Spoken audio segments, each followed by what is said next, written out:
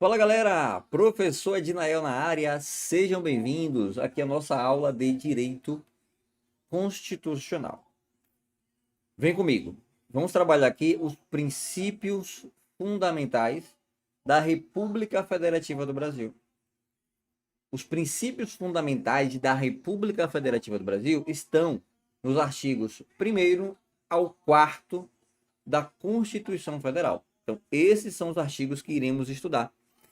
Os princípios fundamentais da República Federativa do Brasil, eles estão do princípio, ou melhor, nos artigos 1º ao 4º da Constituição Federal.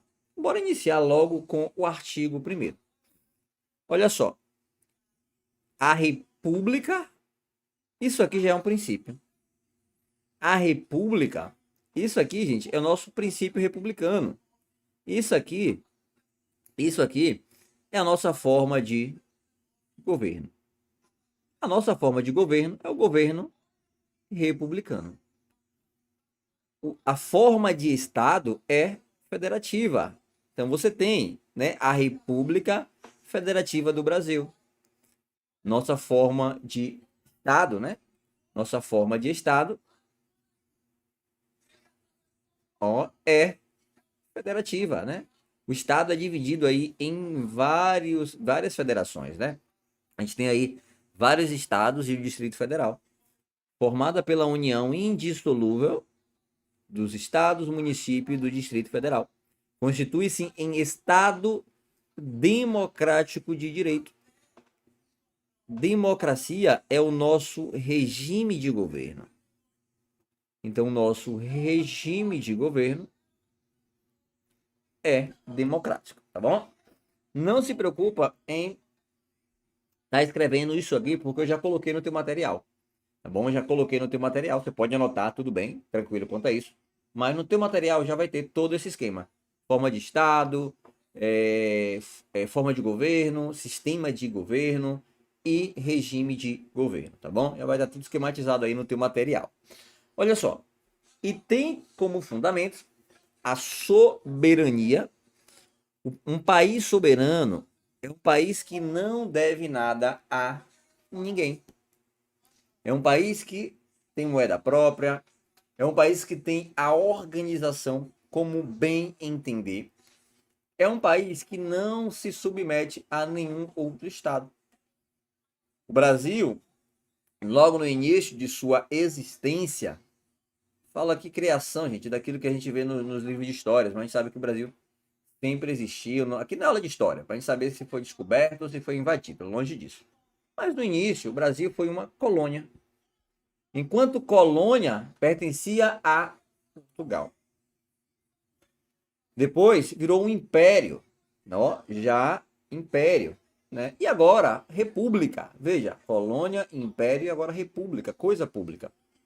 Essa república, ela é soberana, não está vinculado, subordinado a nenhum outro estado. Se o país quiser mudar sua moeda, ele pode. Se os Estados Unidos chega aqui, Brasil, ó, agora você vai ter que fazer parte da OTAN, né? Da nossa. Se bem que não pode, né? Porque o Brasil é América do Sul e OTAN é Atlântico Norte, né? Os países norte. Vamos lá, Brasil, você vai pertencer aqui ao nosso.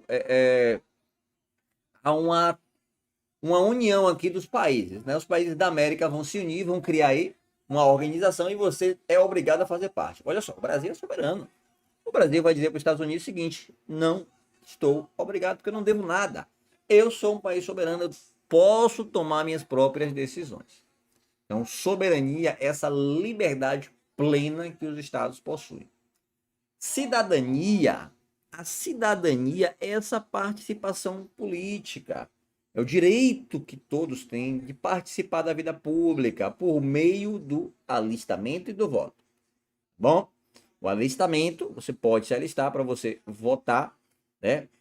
Você pode ser candidato também, tá bom? Você pode participar aí da vida política, seja você votando ou seja você sendo votado. Então, cidadania é participação aí na vida política. Dignidade da pessoa humana, Veja só, isso aqui é um fundamento, é onde o país ele se estrutura, prezando sempre a dignidade. E veja, não é dos brasileiros, é da pessoa humana.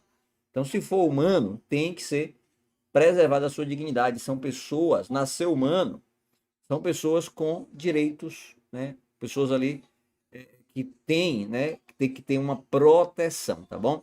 É por isso que quando a gente tem aqui os tratados internacionais que versam sobre direitos humanos, caso eles sejam aprovados lá naquele rito equivalente, né, ali a uma emenda constitucional, ele possui status de emenda constitucional. Tá bom? Então, o Brasil aqui, ele tem como fundamento a dignidade da pessoa humana, os valores sociais, olha só, os valores sociais do trabalho e da livre iniciativa. Pessoal, eu já vi uma prova perguntando se livre iniciativa é sinônimo de capitalismo. A questão perguntou bem assim: é correto que a República Federativa do Brasil tem como um de seus fundamentos o capitalismo? Que pergunta, olha que pergunta. De antemão você responderia que não. Não, senhor, como assim? Capitalismo, o Brasil não adota o capitalismo. Não diretamente, mas indiretamente, a livre iniciativa representa o capitalismo. É a essência do capitalismo. Bom, esse direito de cada um ter aí, né? Não depender do Estado, né? Ter ali sua livre iniciativa, seu mercado, empreender. Então, de forma indireta, a questão foi considerada correta mesmo. Né? O Brasil adota aí como fundamento o capitalismo de forma indireta. E o pluralismo político. Pessoal, pluralismo político não é somente os partidos políticos. Quando a gente fala pluralismo político, o Brasil ele tem como fundamento as escolhas que possui ali em referente a grupos minoritários. Tá bom? Então, o fundamento que o Brasil se sustenta é o pluralismo político. Esse acolhimento com as minorias, né? LGBT, grupos quilombolas, indígenas, isso é pluralismo político. Não é só o partido político, não. São as decisões que o Brasil toma, tem que atender também a grupos minoritários. Bom, nem sempre vai prevalecer a vontade da maioria. Às vezes é um grupo minoritário que precisa ter voz, então o Brasil vai atender, né, a minoria. A gente aprende lá em direito administrativo que o princípio da supremacia do interesse público. Mas nem sempre o coletivo sabe o que quer. Então tem que ter aqui um fundamento para dizer, ó, a gente prega aqui o pluralismo político, a gente prega aqui não somente a vontade da maioria, mas a vontade de uma minoria que foi prejudicada aí durante anos. Então você tem sistema de cotas, ações afirmativas, né? As ações afirmativas são formas de preconceito positivo. Olha só, esse tema apareceu em prova. O preconceito negativo é aquele que você está inferiorizando uma pessoa. Eu tenho preconceito com aquele grupo porque eu não me identifico com eles. Eu tenho preconceito. É uma pré-concepção. Você tem um conceito da pessoa previamente sem você conhecer. Então, preconceito é isso. Né? Preconceito de raça, cor, etnia e por aí vai. Esse é o preconceito negativo. As ações afirmativas é um preconceito positivo. A palavra preconceito, gente, não é pejorativo. Pejorativo é algo já negativo. Não, a palavra preconceito é o que vem antes do conceito. Esse preconceito, se ele for positivo, ele é válido. Por exemplo, as ações afirmativas. Cotas é um preconceito positivo.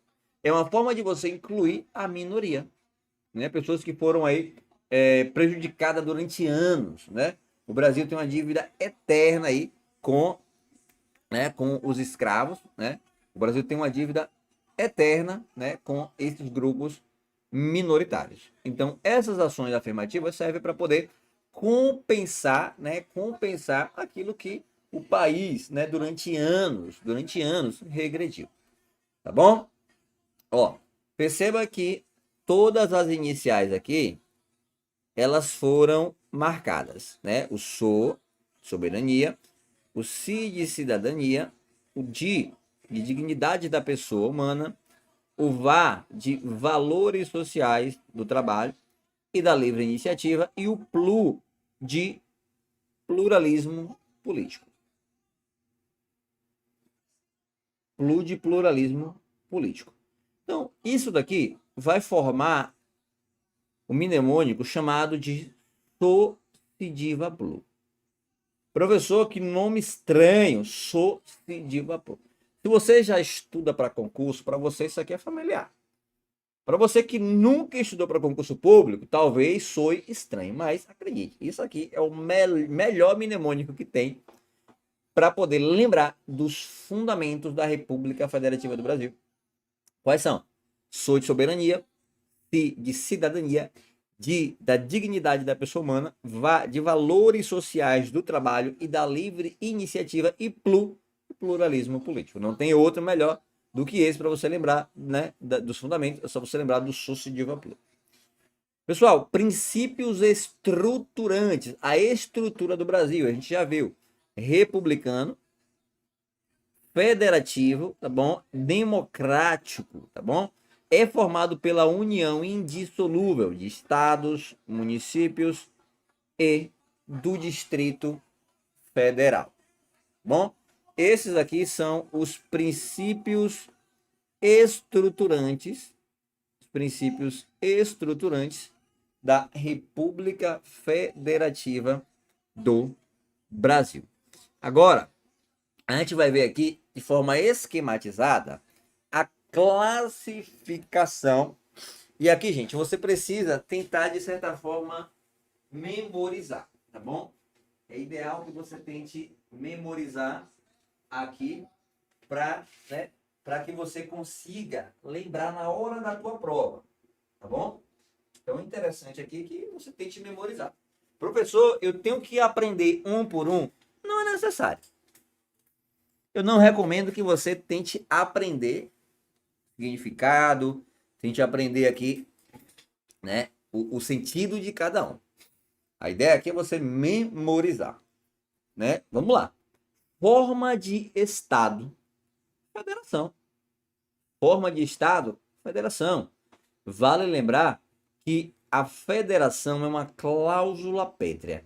Professor, o que é cláusula pétrea? Que nome difícil, nunca ouvi falar. Pessoal, o Estado não, ou melhor, o poder constituinte derivado, né, o poder derivado, ele não pode trazer emendas para abolir a forma federativa do Estado. Porque isso aqui já foi escolhido, já foi escolhido lá atrás. Então, foi a vontade do povo ser federação. Foi a vontade do povo ser uma república. Então, a gente não vai retroagir. Não vai. Então, quando a gente fala forma de Estado, federação, é uma cláusula pétrea, não pode ser mexida. A gente vai estudar lá na frente o artigo 60, vocês vão ver o que é uma cláusula pétrea, quais são aí, né, quais são as cláusulas pétreas existentes. Mas cláusula pétrea é aquilo que não pode ser mexido. A gente estudou no início as classificações de Constituição. E uma das classificações, quanto à sua mutabilidade, era que a Constituição ela era rígida. Por quê? Porque ela não pode ser alterada de forma simples, tem que ser um processo mais complexo. Alexandre de Moraes, ele fala que, na verdade, a Constituição ela é super rígida. Por que super rígida? Porque além de ter um procedimento complexo na forma da sua alteração, na hora de ser feita uma emenda, também existem as cláusulas pétreas, que não pode ser alterada. Então, a cláusula pétrea não pode ser alterada. Não pode ter uma emenda ali para mudar a forma federativa do Estado. Tá bom? Lá na frente a gente vai ver com mais detalhes aí o que são as cláusulas pétreas. Mas estou falando aqui porque a gente já estudou lá nas classificações de Constituição e a gente está vendo agora aqui na classificação da República Federativa do Brasil. A forma de governo é república, né? O governo, ele é republicana, sua forma é republicana. É caracterizada pela eletividade, pela temporariedade, responsabilidade do governante. Pessoal, é daqui que sai, ó. Como é coisa pública, não existe um monarca, então não existe a figura centralizada. Nós temos aqui, ó, a figura do presidente. Figura do presidente, que é o nosso sistema de governo, né? O sistema presidencialista. E o nosso regime é o regime democrático, né? Misto ou semidireto. Democracia, povo, né? E cracia, participação. Ou melhor, demo é povo, né? Participação do povo, tá bom? Democracia. Aristocracia, participação apenas do soberano, tá bom? Olha só, tem uma forma de você memorizar. Tem um mnemônico que é bem assim, ó. O Estado, vou botar ele bem aqui em cima. O Estado fede. A República é fogo. Olha só, a República é fogo, né? O regime, tem o aqui, né? O regime é democrático. É democrático. E o sistema, olha só, o sistema é bruto, né? O sistema não é bruto não, gente, é presidencialista. Para você lembrar, o Estado fede, forma, tá vendo aqui, ó? Forma, o F de forma, de Estado. Então, forma, o F, né? Forma de Estado.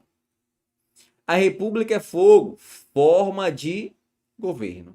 Fogo, forma de governo republicano. O regime é democrático. Regime, né, de governo é democrático. E nosso sistema é presidencialismo. Então tem esse mnemônico aí para ajudar vocês a memorizar aqui, né, a classificação das constituições. Toma cuidado com este tema, que é um tema que é muito cobrado em prova. Volta e meia cai em prova e se a pessoa não tiver esquematizado tudo ali, é capaz de você errar esse tipo de questão, tá bom? Então treine aí por meio de questões. Porque pode confundir, a banca vai trocar. Onde tem forma de Estado, ele bota forma de governo.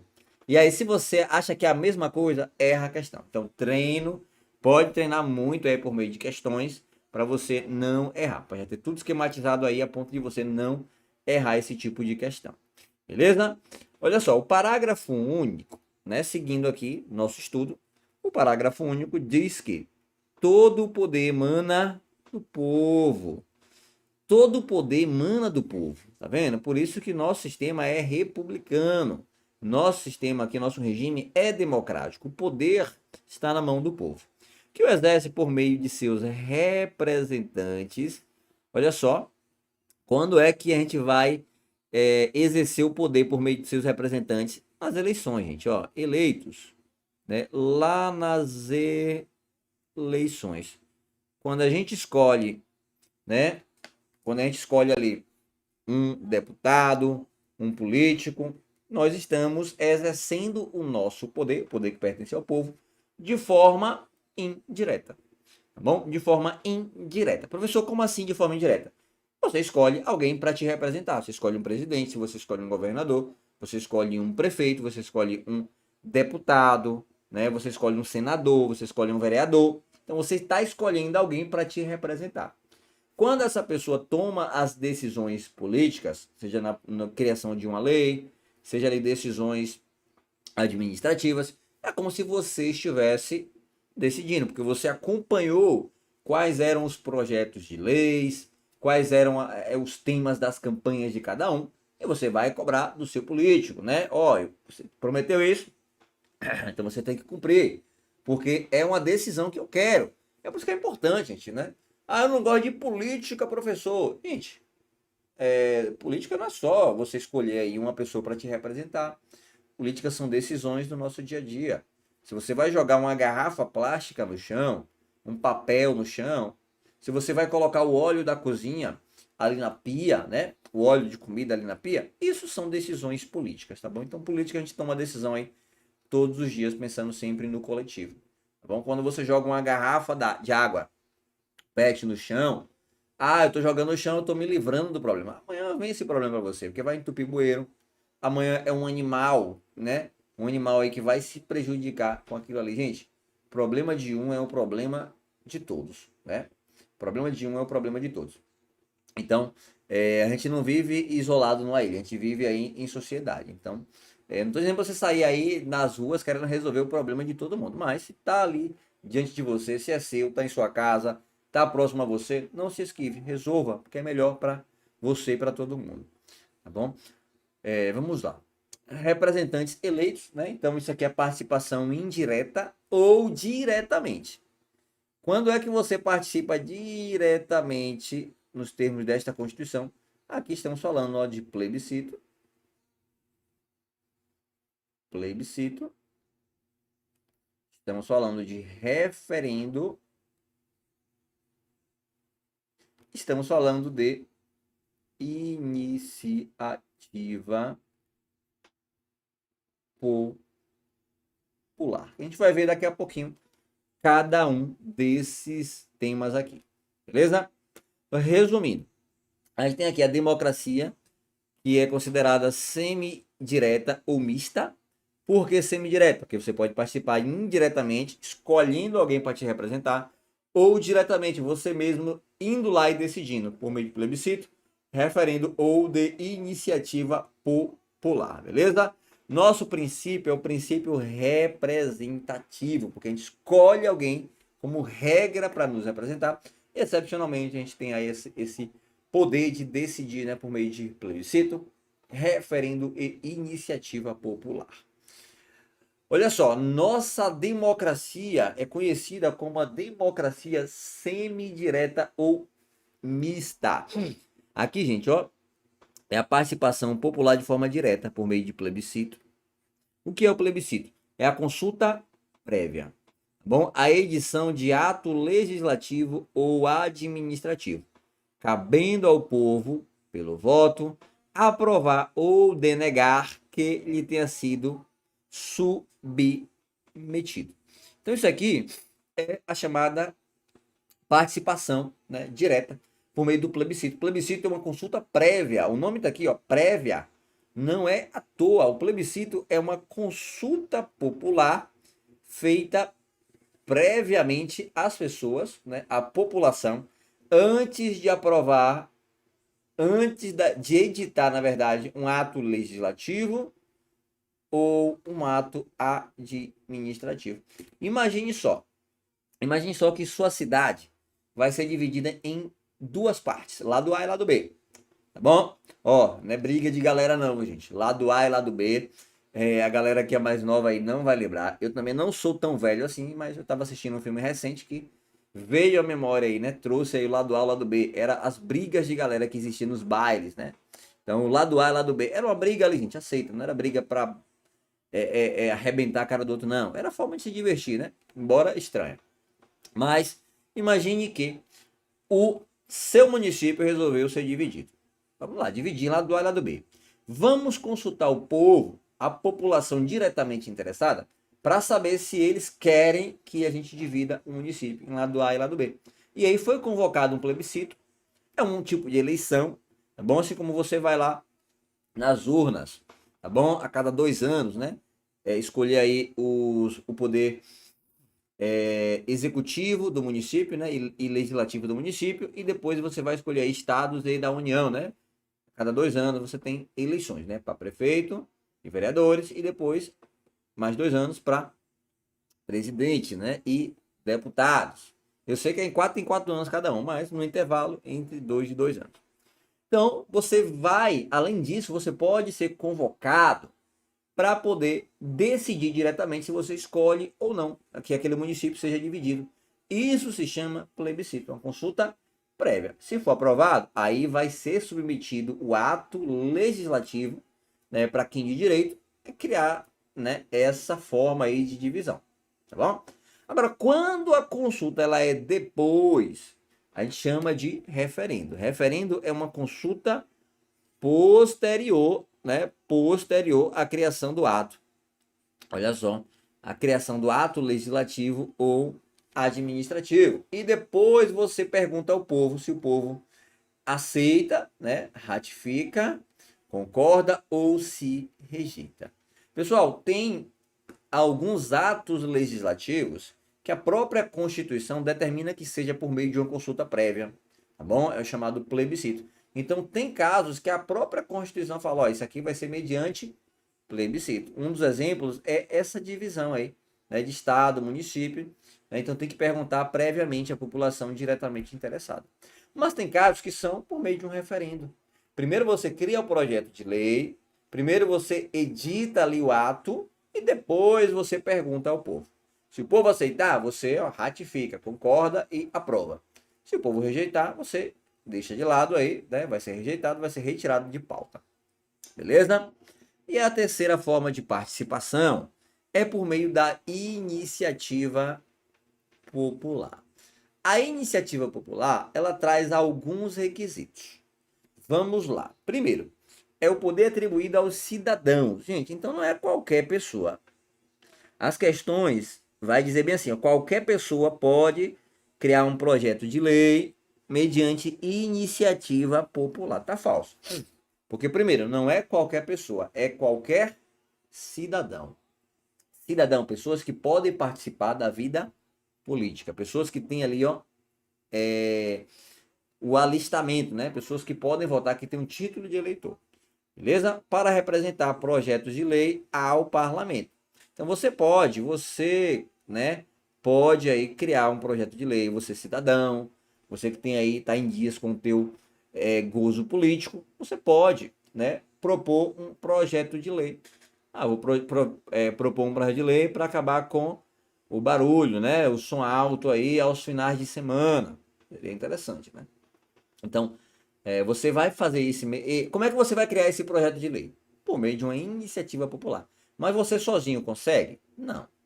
Você sozinho não. Porque o projeto de lei, que é feito por meio de iniciativa popular, deve atender a alguns requisitos. Por exemplo, olha só, subscrito, assinado, né, por no mínimo 1% do eleitorado nacional. Pessoal, então não é do eleitorado municipal nem estadual, é nacional. É 1% de todos os eleitores do Brasil, tá bom? Distribuído em pelo menos 5 estados. Então não pode ser 1% apenas de um estado. Tem que ser distribuído, né? Tem que ser distribuído aí em 5 estados, com não menos que 0,3% dos eleitores de cada um deles. Então perceba como é feita a divisão. Olha só, você, povo, quer fazer uma iniciativa popular para criar um projeto de lei que proíba os sons aos finais de semana? Tudo bem, mas desde que você atenda esses requisitos. 1% do eleitorado nacional. Então imagine aí. Vamos fazer uma conta aqui. Gente, de simplória, redundando tudo aqui. Para quem é péssimo em matemática, como eu, a gente vai estar fazendo uma conta aqui. Vamos supor que no Brasil existam, né, 100 mil eleitores. Eu sei que é muito maior, mas a minha matemática ela é limitada. 100 mil eleitores. Opa, no país tem 100 mil eleitores, então eu preciso aqui de 1%. Pessoal, quanto é 1% de 100 mil? Olha só, 10 mil é 10%, viu, gente? 10 mil é 10%. Então, 1.000 vai ser equivalente a 1%. Então, eu tenho que ter aqui, ó, no meu caso hipotético, né, 1.000 assinaturas. Mas essa assinatura não pode vir somente de um país. Olha só, dessas 1.000 assinaturas, eu tenho que dividir pelo menos em 5 estados. Precisa ser exato, a conta exata? Não. Vamos lá, 1.000 dividido por 5, você tem aqui 200, tá bom? Então, 200 assinaturas de cada estado. Professor, tem que ser 200 exatas? Não, pode ser 250 de um, 150 de outro. Pode ser 300 de um, 100 de outro. Pode ser 350 de um, 50 apenas de outro. Tá bom? Desde que seja dividido em 5 estados. Desde que pelo menos 5 estados participe aí das assinaturas. E olha só, cada estado tem que ter no mínimo, os estados aí que estão participando, no mínimo, né, gente? No mínimo 0,3% dos eleitores. Vamos lá. Se 1% equivale a 1.000, quanto será os 3%? Gente, 300 pessoas. Ou melhor, 0,3, se é 0,3, pelo menos aqui, ó, nas minhas contas, pelo menos 30 pessoas, tá bom? Então não pode ser menos do que 30 pessoas. 300 não pode ser, né, gente? Porque 1% é 1.000. Se 1% é 1.000, no mínimo 3% dos eleitores, tá bom? Dividido aí em 5 estados. Então, vamos lá. Vamos dizer aqui que minha conta seja 30. Se for 300 aqui, vai ter que ser para dividir em 5 estados vai dar muito mais, né? Esse valor.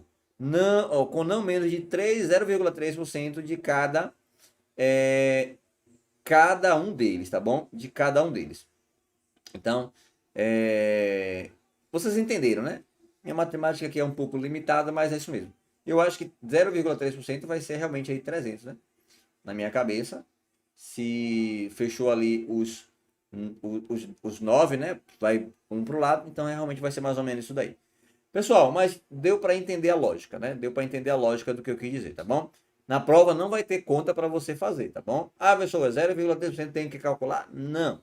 Tem que decorar que para você ter o projeto de iniciativa popular, tem que ter no mínimo, ó, e é mínimo e no máximo, 1%, lembra que é dos eleitores, dividido em pelo menos 5 estados e com não menos de 0,3% de cada dos eleitores de cada um dos estados, tá bom? Ah, entendi. É 0,3% dos eleitores de cada. Ah, gente, entendi. De cada um dos estados. Entendi não, né? Já sabia. Faltou falar para vocês isso daqui. Olha só. Quando você tem aqui os 3%, não é 3%, não é 3% de cada pessoa do estado. É 3% dos eleitores, ó, dos eleitores de cada um dos estados, tá bom? Então, cada um dos estados participantes, no mínimo 5, tem que ter aqui pelo menos 3% dos eleitores subscrevendo aqui a iniciativa popular, beleza? Pessoal, bora para um rápido intervalo, daqui a pouquinho a gente volta aí, né? Toma uma água, toma um café e a gente se fala no próximo bloco.